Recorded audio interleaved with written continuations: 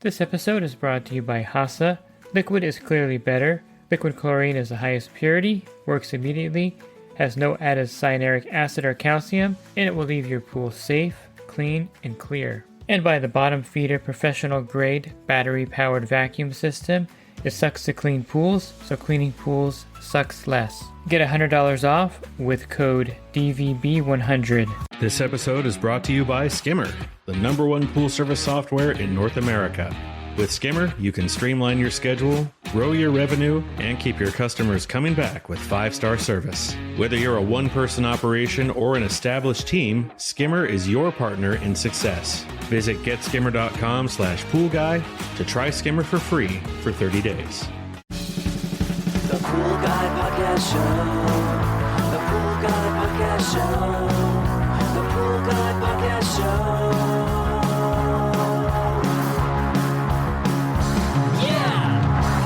Hi, welcome to the Pool Guy Podcast Show. As I enter my 10th season, or 9 years of doing this podcast show, at the end of this year, it'll be my 10th year doing the podcast. I want to thank everyone for sticking with me throughout the years. And the 10th season of the show will allow me to cross the 2 million download mark, which is a true milestone in podcasting.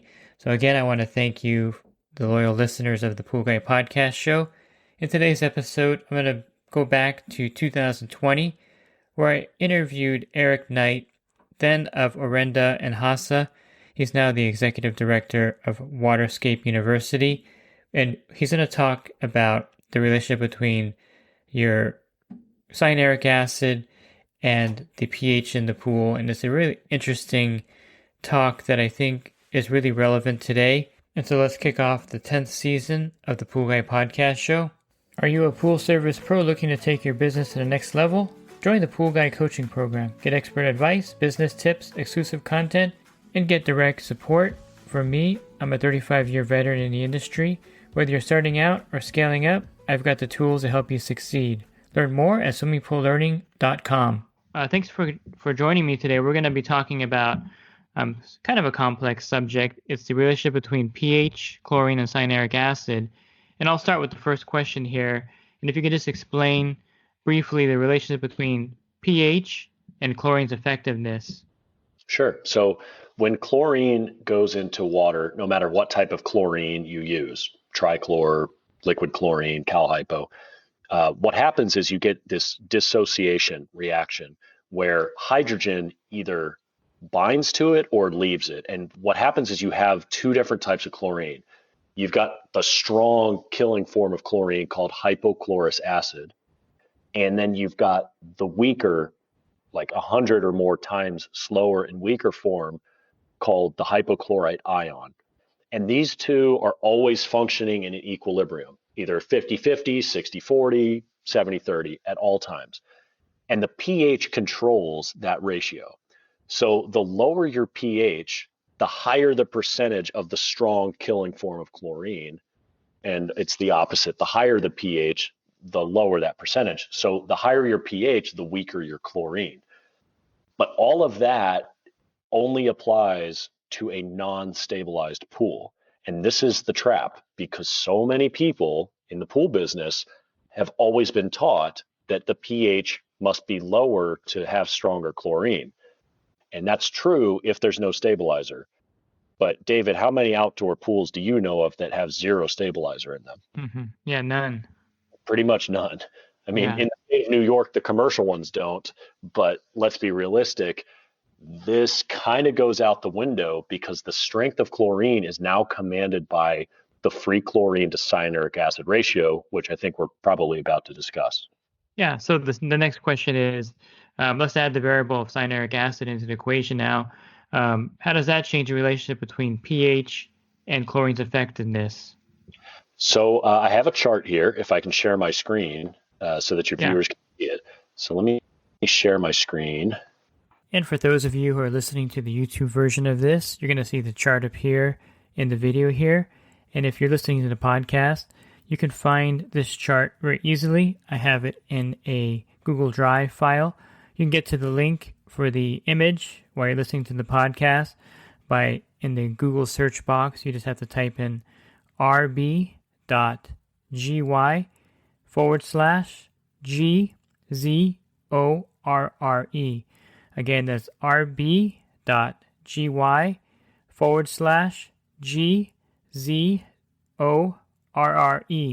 And that should take you to the Google Drive file of the image that Eric is talking about right now in the podcast. And let me know if you can see this chart. Yeah, I can see it. Okay, so the left side, as I was just explaining, the red line is hypochlorous acid, HOCl. The lower the pH, the higher the percentage, stronger chlorine. So at 7.2, it's about 65 to 66%, it looks like, of strong chlorine. The rest, a much lower percentage of weak chlorine. But up here at like 7.8 or 7.9, it's a much higher percentage of the weak chlorine, over 100 times slower and weaker, this hypochlorite ion, which is this green line OCl negative. This is what we're all used to. At around 7.5, it's 50-50.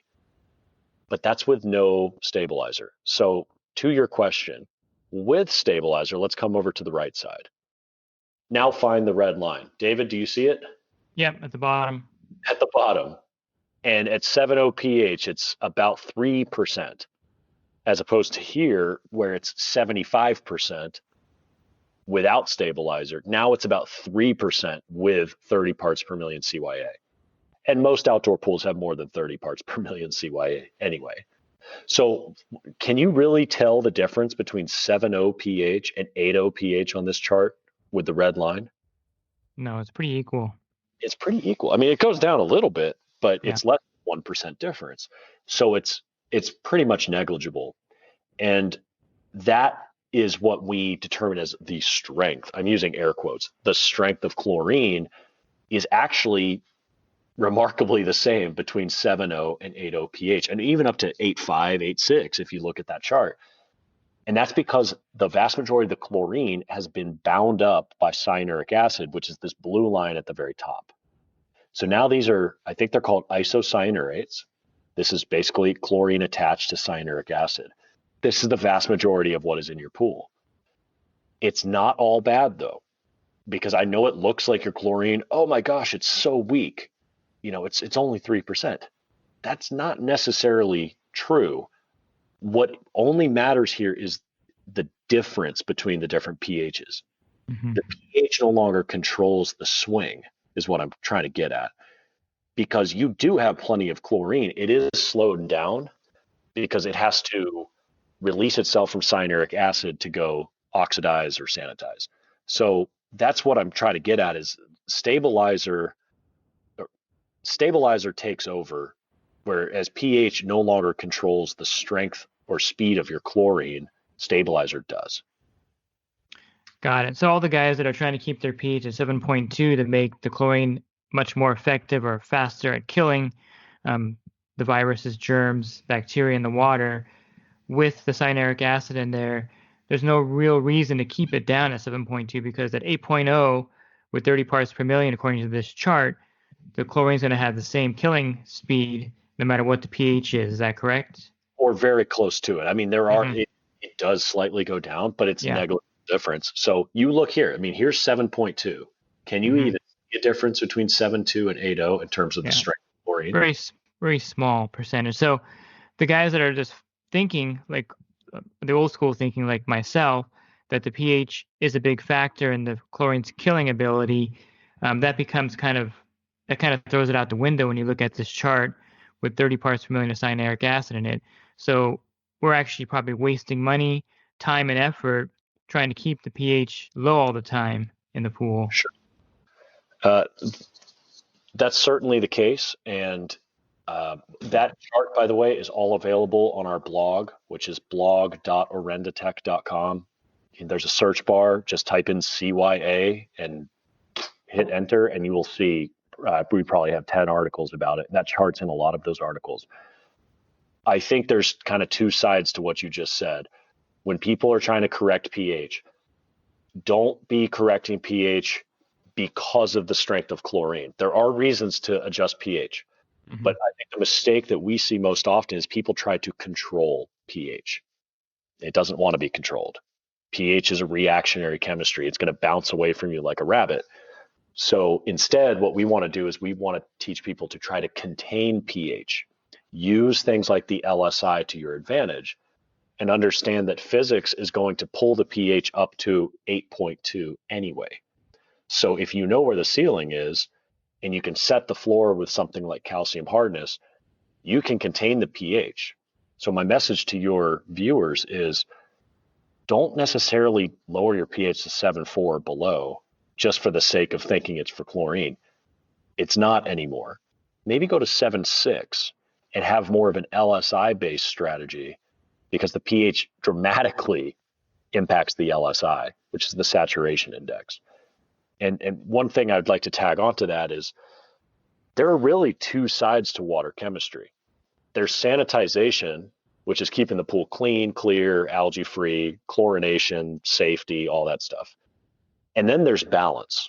And people conflate the terms. They think, oh, my chemistry is balanced because I have a lot of chlorine in there. They're largely unrelated. Balance is the saturation of calcium carbonate as measured on the LSI, or if you choose, you could use like a Hamilton index or Reisner. That's balance. And pH is really, really, really important for balance. It is not important for sanitization in a cyanuric acid pool. But say an indoor commercial pool that has no stabilizer in it, yes, pH controls the chlorine strength directly. So it's still very important there. Yeah, so we'll touch on that one more time. When you say balance, so the LSI will indicate if the pool is corrosive or if the pool is scale forming, and pH is one of the factors in that. I don't want to gloss over that, so people know that.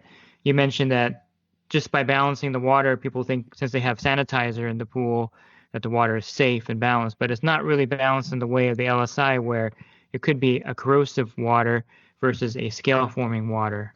Yes, you could have a safe, clean pool that's horribly out of balance, and you could have a green, disgusting, algae-filled pool that's perfectly balanced.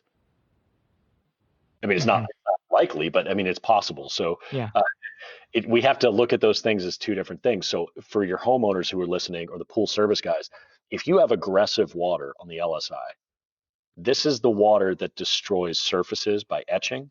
It destroys heat exchangers, salt cells. It destroys vinyl liners. They start fading and cracking. Same with fiberglass pools. Aggressive water is hungry for one thing and one thing only. Do you know what that one thing is? Calcium. Yeah. And it will stop at nothing to find it. So that's balanced, right? So we don't want to confuse the two. And so, yeah, I don't think going down to 7.4 is necessary, because the pH is trying to get up to 8.2. That's a huge swing on the LSI. You're going to be a lot better off going down to only 7.6 or even 7.7 and letting that pH rise a lot slower, because it's closer to its end goal. Okay. And so, the biggest takeaway I think from this for the listeners is that you should look at pH more as a balancing tool for the LSI versus, if this is speaking of a pool with cyanuric acid in it, of course, versus one as an indoor pool without it. So if the pool has cyanuric acid in it as a stabilizer, you're looking more for pH to not control the effectiveness of chlorine, because now the chart showed us that with the cyanuric acid level at 30 parts per million, there's not a lot of difference in the kill speed at 7.0 and 8.0. So what you should be doing as far as adding acid to lower the pH down is for the LSI balancing, and not necessarily to increase the effectiveness or the kill rate of the chlorine. Correct. The ways that you optimize the killing effectiveness of chlorine is to manage the free chlorine to cyanuric acid ratio. And that is what really matters in terms of sanitization. And then outside of that, you can remove the oxidant demand with enzymes or a secondary oxidizer like ozone, and you can remove nutrients like phosphates that slow down the growth and reproductive rate of contaminants. But really, when it comes to sanitizer, what really controls chlorine effectiveness is cyanuric acid. Mm-hmm. And I'm a big fan of chlorine enhancers nowadays. I really jumped on the bandwagon. I was an old school pool guy that I didn't really pay much attention to it or give it much credence. But I think by enhancing the effectiveness of free chlorine, especially in lieu of the chart you showed about the cyanuric acid level interfering with the kill rate of the chlorine. I think by enhancing that free chlorine by using enzymes and phosphates is a key factor in maintaining a good balanced pool, balance in the way of sanitizer being effective. And I think a lot of pool professionals are starting to realize that the guys that were ignoring the chlorine enhancers are starting to see the need for it. And the chart really illustrates the fact that pH can no longer be the key element in making chlorine effective. It's just the free chlorine is what we should be focusing on. Well, you're right. And well, the free chlorine to cyanuric acid ratio. And I just want to say that we didn't make any of this up. Arenda certainly didn't. We didn't even do any of the research directly.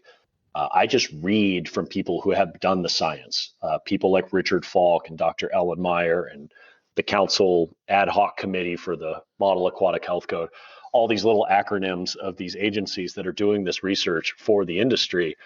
All I'm trying to do is be the messenger and distill this information. I didn't make up the chart, but when I ask the people who did make the chart what it means is it's a paradigm shift, guys. We have to think a little bit differently here. Cyanuric acid has a lot of benefits to it, but too much cyanuric acid doesn't give you any more sunlight protection, but it's all the detriments that go with overstabilization. So that's what we want to avoid. We want to avoid too much CYA. We don't want to have none.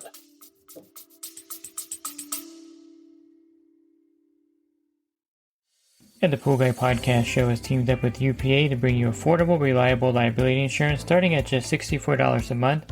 Get up to $2 million in coverage, and the members of my coaching group get an even lower rate. Protect your business and your peace of mind. Sign up with UPA today by clicking the link in the podcast description. Yeah, so the person that has a pool with a cyanuric acid of 100, 150 parts per million, they're going to have a harder time, especially with that chart. It was only at 30 parts per million on that chart. So I can imagine at 150 parts per million, how slow is that chlorine's effectiveness? Well, that's a great question. I don't know the answer. I'm sure there's parts that can do it. You can extrapolate. If you look at the data, and there's a lot of data available, there's charts that show the kill time, or it's called CT, contact time. And it goes up a lot. I'm not sure if it's exponentially, but for instance, cryptosporidium is a very chlorine resistant bug that commercial pools really have to worry about in case there's like a diarrheal accident with a child. That problem can shut down an entire swimming pool and they have to be forced to drain. So the CDC gets involved and they look at the cyanuric acid, and they came up with I don't know if it's a regulation, but basically a limit, a practical limit, that if you have more than 15 parts per million, 15 parts per million CYA, you have to drain your pool down to below 15 parts before you can effectively sanitize it, because you couldn't even measure the contact time required. So it goes through the roof the higher your CYA, and it's not linear. It's kind of parabolic. It goes up really fast the higher and higher you go. So if you have 150 CYA or above, there's really only one thing Arenda would recommend you do, and that's drain a portion of your pool, if not all of it, to get that number down, because it's got total control over your pool at that point. Yeah, it's interesting. I really think that the CYA, some people call it a debate in the industry, but there's really not much debate if you look at the data. The higher the CYA, the more problems you're going to have with everything. And not only that, but you have to have a higher free chlorine level with the higher cyanuric acid level. So all of those are huge factors in this. And so someone listening to this podcast, where can they go to get more information about the chart that you showed, all the educational material that Arenda makes? Certainly. You can access all of it through the Arenda app, which is a free app. It's available in the Play Store and the Apple Store. In the menu, you can see articles. You can search CYA and get to it. That taps into our blog on our website. If you prefer on a desktop, you can just go to our website, orendatech.com, ORENDATECH.com. Tap on the blog. All the information is there. Type CYA in the search bar. You'll see all the cyanuric acid articles about it. We've got 10 or more, I think. We have a lot of videos about CYA as well where we explain this. And again, this data does not come from us, so we hyperlink out to our sources so you can see it for yourself. But the opinions that I've shared today have been vetted because I've spoken to the people who wrote the charts, and I understand what they're trying to say in the charts because they can be kind of intimidating to look at without any context. So what I explained to you today is accurate to the best of our knowledge. And if anything like that changes, I'll be sure to update our blog, anything else. Because sometimes when there's something new like this, you got to take the time to slow down and make sure that it is accurate and everyone's sure about it. This is pretty settled, it seems like. Yeah, I think so. I think, the adjusted alkalinity thing has been something that is pretty much settled now too. And that was pretty new for a while there too. And I think cyanuric acid is something that, as an industry, it's like a double-edged sword. We do need it because we can't be at the account every day to add chlorine to the pool like back in the 50s or 60s. I don't know when pools were started, around that time. But you have to realize that this is something that will bind up the chlorine in the pool, and there's got to be some kind of effect with that. It's not something that you can ignore as a factor. Yeah, and again, stabilizer itself is not the problem.